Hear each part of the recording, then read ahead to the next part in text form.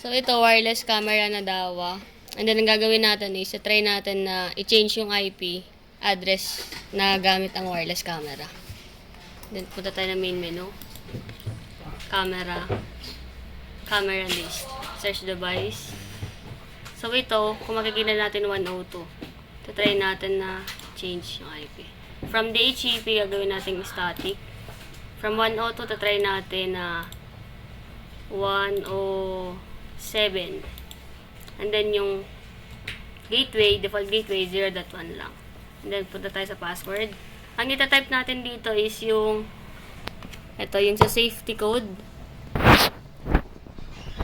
Kung makikita natin, safety code ng camera. So ito, kung ilalagay niya to, and if ever na pinalitan niya yung password, yun na lang ilalagay niya dito na sa password dito. Ita-type. So lalagay natin na. May video ng file at termination. 68 D523. Then okay lang natin.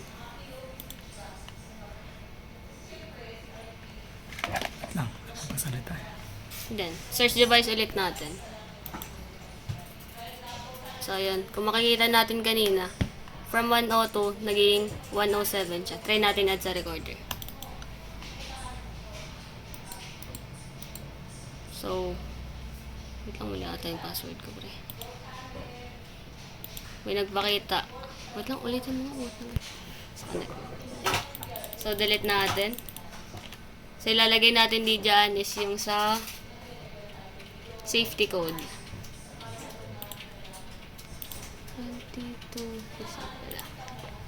68 D 523.